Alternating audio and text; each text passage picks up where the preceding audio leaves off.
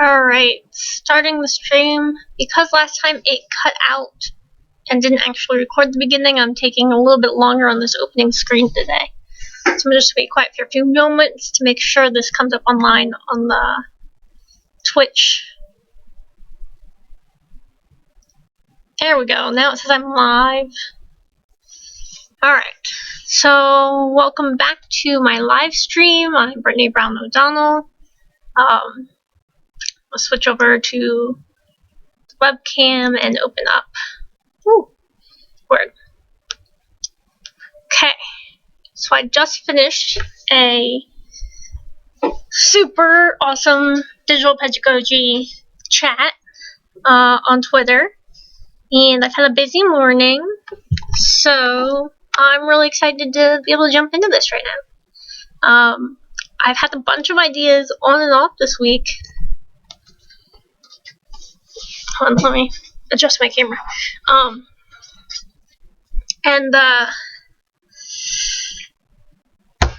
My brain does that and I forget them. So I'm gonna try and go back to what I was trying to come up with. I know last time I talked about doing the English and not the math, but I did come up with a lot of math focused ideas. Coming to the realization that because I do suck at math, I actually have more in common with these adult basic education learners when it comes to math. So it might be easier for me to pull out instances where I can make connections to what they already know that they don't realize they're doing is math skills appropriate for education. So, like, making change or calculating a tip or dividing things when baking, those kind of little cheat things. So I might come back to math.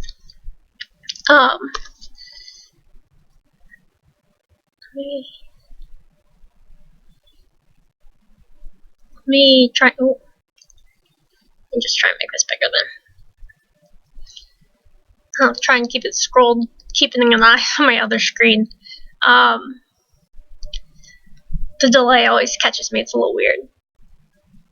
So, let's see. Where I left off last time I was working on this was really focusing on learner agency and partial development of a goal. Again, not in any way a finished goal or polished in any way, very rough, but including something to have agency in their education and agency in their lives. The Digiped chat that we just completed on Twitter had a lot to do with social justice in education and social justice in teaching and learning, and I made a lot of points there that I do feel strongly about. That why do we have a distinction between students, teachers, and learners, or students and teachers at all? Aren't we all learners? Aren't we all peers? And that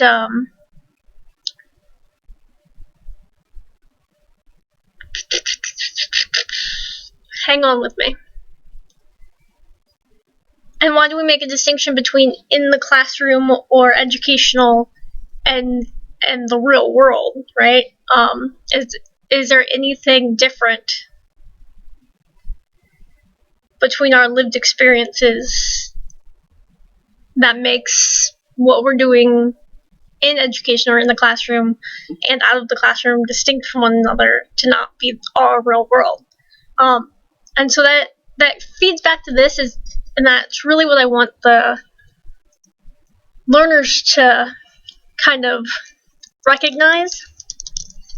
Try and make sure that you can see it on this screen. I'm going to put it up at the top. Recognize. I don't want to say no need for a distinction. I mean, that's what I'm going to type right now.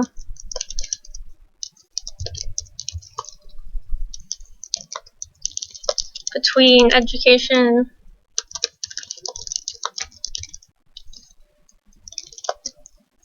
and real world, or recognize all lived experiences are valuable.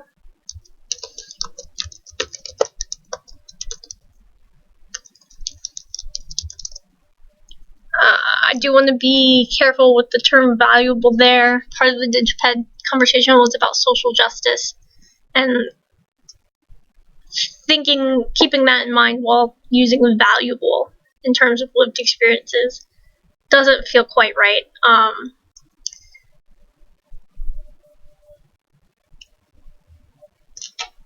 Maybe makes an impact on our lives, or makes some sort of educational impact. I'll have to keep playing with the wording on that one, for sure. All lived experiences are learning experiences. I think I like that better.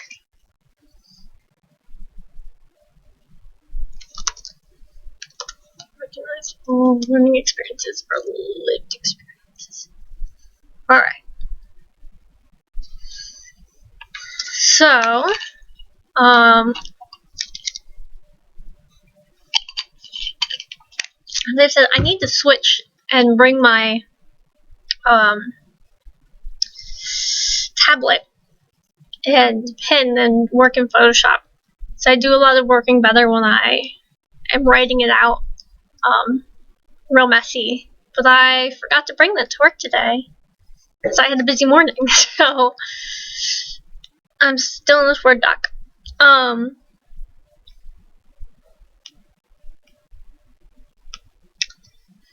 I might not get as much done as I want to because of that. So I'm at the point where I definitely need to be messy. Alright, what I'm gonna do for right now, and you're gonna have to bear with me if you're watching this live or recorded, is switch to an actual piece of paper and pencil, and I'll hold it up periodically and show you what I'm working on, and try and continue to talk through it so that it's not just dead air while I'm working on things. Although sometimes to think aloud and actually thinking get in the way of each other. It's kind of thinking out loud while working is a very interesting process. I have great admiration for all of the gamers and other streamers who narrate and talk and do things while they're working as well. This has definitely been a great learning experience in that regard. Okay, so what I want... No.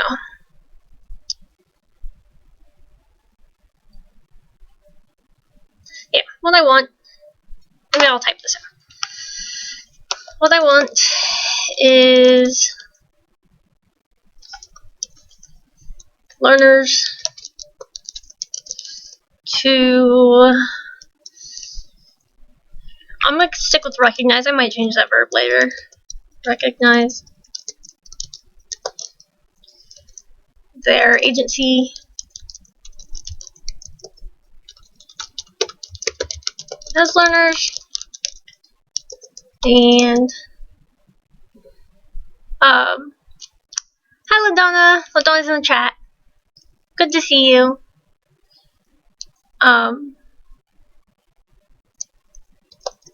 Recognize learners and participants in the world, and that all of their lived experiences or learning experiences, thus having some educational value.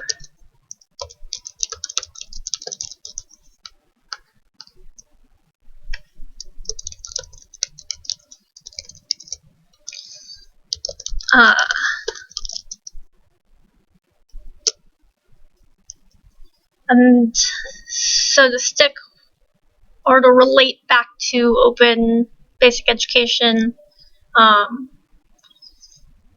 Part of this will entail identifying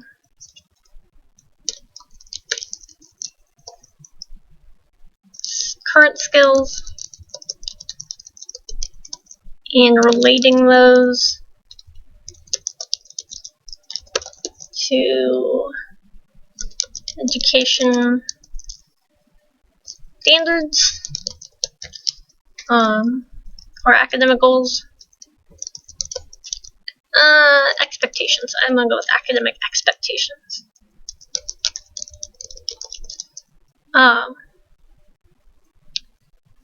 And then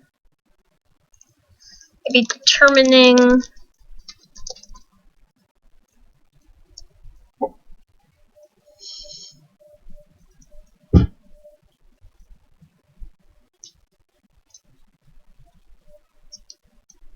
instances in their life where their skills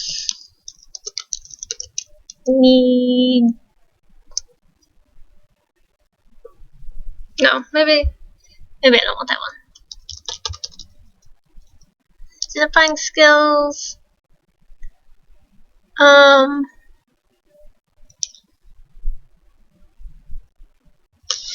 Let's see, the key point I wanted here was that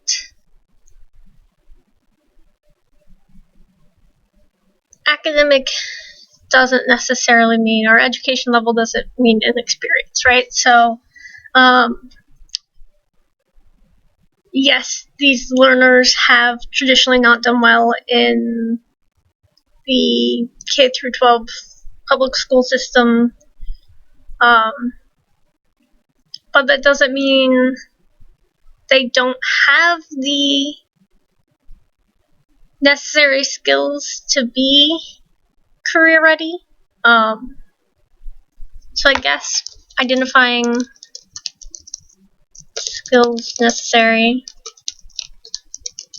for career goals would be important. I'm probably getting way outside the scope of my intended modular lesson or resources right here, right now. Going a little big picture, and then I'll narrow it back down, because obviously these learners are in an adult education program because they have identified that they need more skills or more credentialing or something that to get the career goals or college readiness that they desire. So this probably won't be an explicit part of my module here of my design, but it is a precursor, so I'm going to write it down for right now. Identifying skills necessary, identifying where they stand with skills, what skills they possess, what skills they possess, and what. So the what skills they possess part is where I really want to embrace earlier notes, agency and recognizing skills and experiences.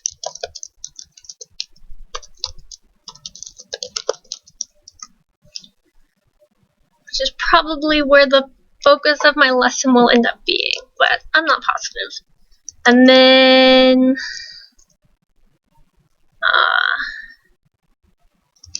identify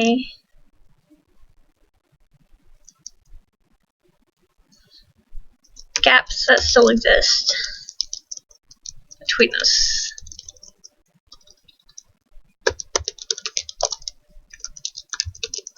Between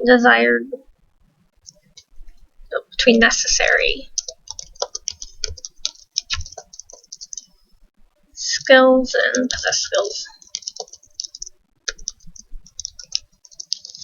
And as I said, just a few seconds ago or a minute ago that I'm sure they've already done a lot of this because they are going back for career education, but I really want to emphasize that middle step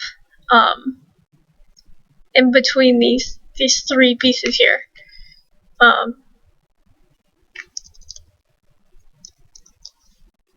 That identifying which skills they possess by recognizing what they do already, and taking that necessarily from an academic stance to a more purposeful set. More, not entirely sure that last sentence makes sense, so we're just gonna carry on. All right, so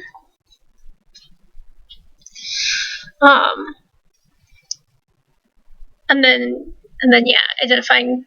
Once you've done that, then I think it would be important to go back and re-identify gaps that exist, because there might be skills you didn't realize as a learner that you already possessed because you hadn't contextualized them in that way.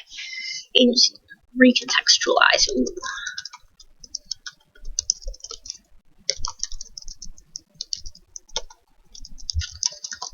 I like recontextualized skills.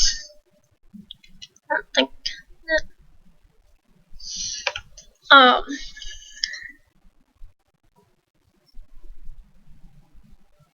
and then maybe that is where my little lesson will end, and the learners can pick up with all of the other people working on this prompt's open resources and trying to fill those gaps.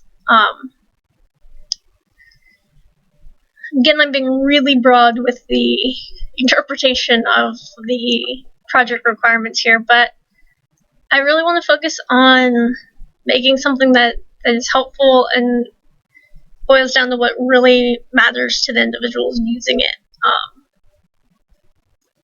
which isn't so much context, but application, or content, content but context, right? So context is king for me.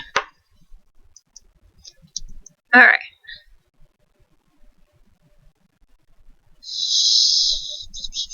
And that first step I could even break down into a lot more steps. Identifying skills necessary for career goals would require choosing career paths, determining skills needed for career, choice, which may include identifying, use an identify block, identifying tasks performed in that career, and skills necessary to perform those tasks.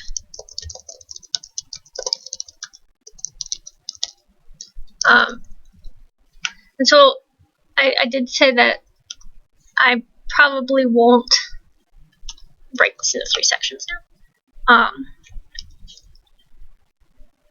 Focus on each of these individual bits for the lesson, but maybe I'll include them somehow, like this identifying skills necessary for career goals. They've clearly come to this learning center, wherever they may be, because they've done that, but perhaps having them write it out or put it down on paper or share it with someone else in class, or whether that be a teacher, another adult, a peer, a friend, anybody, having to explicitly name those things, I think, can be powerful. And a good reference point to circle back to, right? Like, sometimes things can feel overwhelming, and so at the end of the day, if you can look back and say, well, I really want to do this, and that boils down to these 3 skills, those are the three I need to focus on. I'll use the example I used last time, talking about the science festival at Virginia Tech last weekend, and our exhibit for Virginia Career Review, where I work, on Let's Be Scientists, where we boiled it down to scientist question, scientist experiment, and scientist share. And those are still very broad. The skills within those you'd have to narrow down more concretely as well, but it reframes it as something more manageable. I love watching. We work mainly with K-8, and so I love watching the kids at these science festivals kind of bloom and blossom when you first ask them a question. You're like, well, what does a scientist do? And seeing the answers they come up with, and they're very shy and very timid because they don't want to be told they have the wrong answer, and by telling them none of their answers are wrong, that scientists do a whole bunch of things, because what scientists do is question, experiment, and share that they are, and them interacting with our exhibit. In this case, it was marshmallows and toothpicks and just open range, what questions do you have and what can you figure out. I really enjoyed watching them start going from very shy and very reserved to, yeah, I am being a scientist. I wanted to see how many marshmallows I could shove on one toothpick, or how many toothpicks I could shove in one marshmallow. How I could how I could make this stand up, but that recognize in themselves these are skills they had that they might not have thought about that way before. And so I really want to try and bring that same train of thought, or that same perspective, into this adult basic education project. And I've actually found the adults are much more difficult. The kids at our tables usually warm up pretty quickly. The adults are usually pretty skeptical when their kids are doing things, and give me a much harder time about content-specific information instead of what I'm going to say is at the heart of a career, the necessary parts. So I'm just going to throw a quick question to LaDonna, and my guess it might be Jason, but whoever else is in chat. Am I making sense? Because, I never know. So if I'm not making sense, please tell me, and I'll try and resituate myself.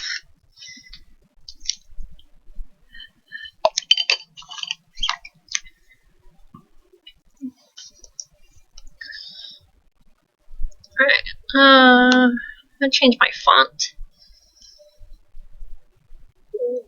Just something a little more distinct, just to write some notes here. So explicitly name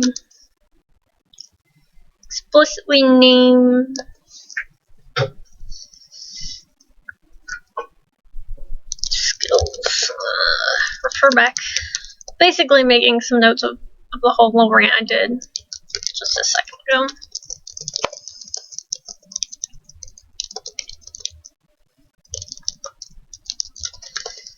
Refocus and recontextualize goals. So I think a big part of this, not just determine skills necessary for career of choice, but I need to put in here determine essence of career of choice. Example. Scientist question.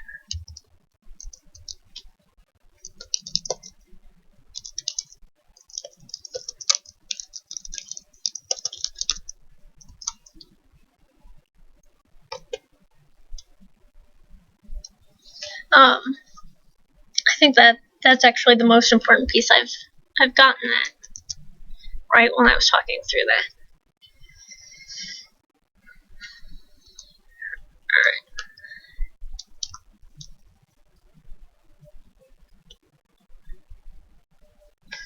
So then I think I'm going to have this identifying gaps necessary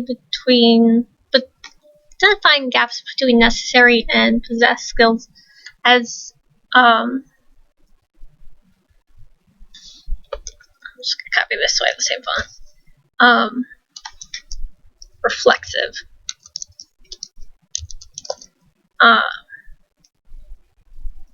I'm not entirely sure what I want this piece to be, but I'm pretty sure I want it to be identify will probably get dropped and be reflect, or something along those lines.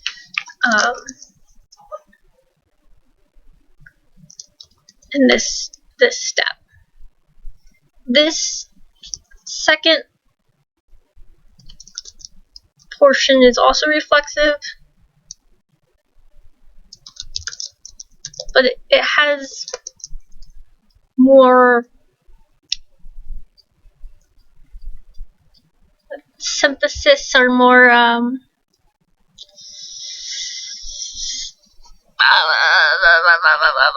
application aspects to it. Right, this is, I want them to reflect on what they can do, but not just identify and reflect, whereas the last part will be a reflective identification.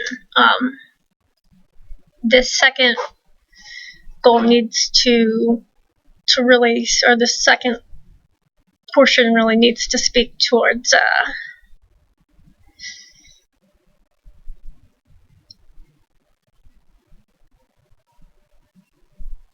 beyond just identifying, beyond just reflecting and thinking on themselves, but how can this apply in different areas? And again, I think that's probably going to be the bulk of what I work on for actual materials for this. And I'm not sure how I'm going to do that. That is a very ambitious thing to try and make as a self-contained resource. That somebody can pick up the materials I make for this and be able to work off of. It often takes a lot of coaching and guiding, which I know I've mentioned before and have notes on the instructor guide is going to be a critical aspect of this resource, but whether the instructors can actually be as supportive as I need them to be is questionable.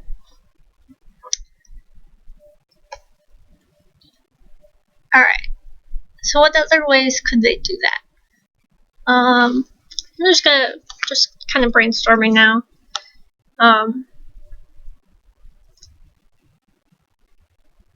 For each of these three, I think these three components are going to be my main parts of my goal. Alright, so my goal will have three main components.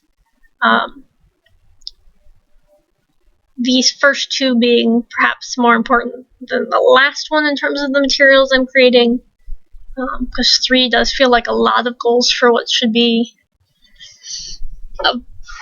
the amount of work that should go into this project. But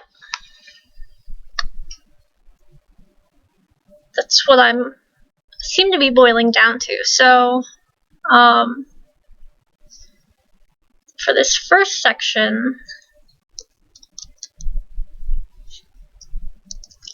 oh my goodness, I'm hitting too many buttons. Woo!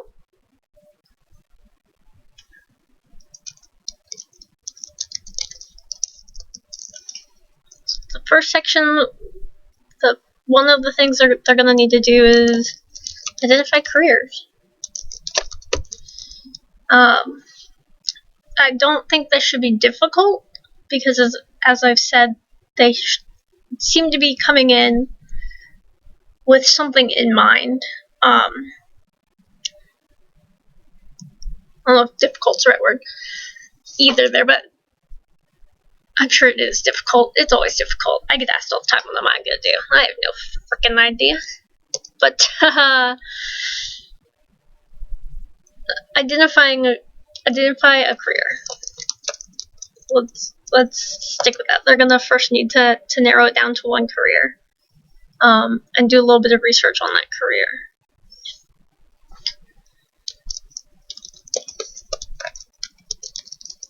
Now, how that can go is gonna have to be broad. Obviously, again, we've talked about how this isn't. I need to stop playing with my hair, so I got to cut today, so I can't stop playing with it. We've talked about this is an offline only, or primarily offline course. This research part might actually require some online work by the learners. It also could include offline things such as job shadowing, talking to people who are in the career they want to go into. I don't know if there's print resources about careers that these places where they're taking these courses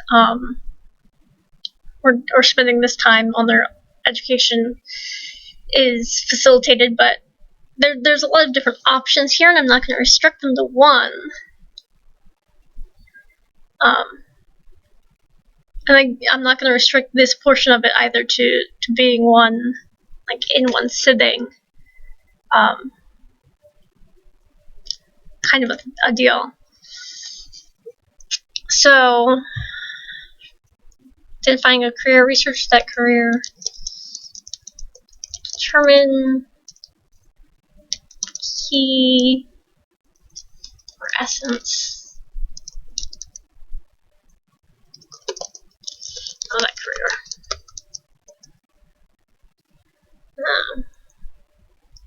What do they do?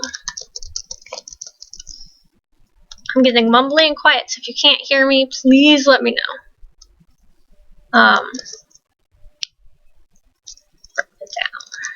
After they determine what the essence is, they're going to break it down into smaller skills.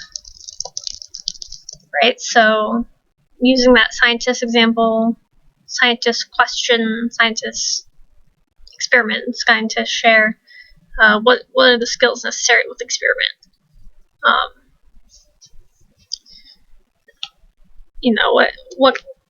What kind of things do you need to do to be able to do those three things? Start going from more abstract to more concrete.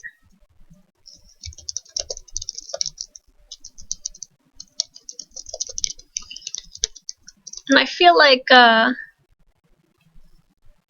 don't know if you guys can see this. I nixed my font size down, but I did not increase my page size. If you guys can't read it, do let me know.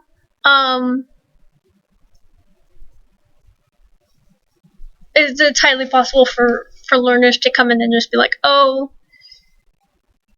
yep, these are the skills I want, and totally throw out these steps and move on to the second part of this and be just fine. So, that's fine by me too. I mean, my end goal is whatever works. Let's see, I'm going to try and wrap it up soon because I'm starting to get some ocular flashes, which means a migraine's coming. It's my favorite.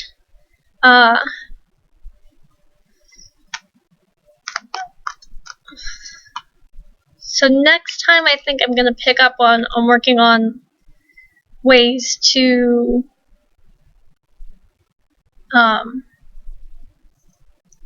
objectify sounds weird, but but take these three goals into objectives to break them down further for myself so that I can build them back up into activities. I mean, I do a lot of that personally. I do a lot of that activity determination and objective building at the same time. Sometimes I need to be able to conceptualize, well, what are they doing to come up with how do I want them to be able to do it? That's a really iterative process for me, and so is this. The goals and things change as I iterate through activity and objectives and things like that. Sometimes the activity part, or some loose idea of an activity, like how could I make this observable? because at the end of the day, that's the important part about objectives, right? Something observable and measurable. And I'm not too keen on measuring, but observable is what it boils down to being the important part. So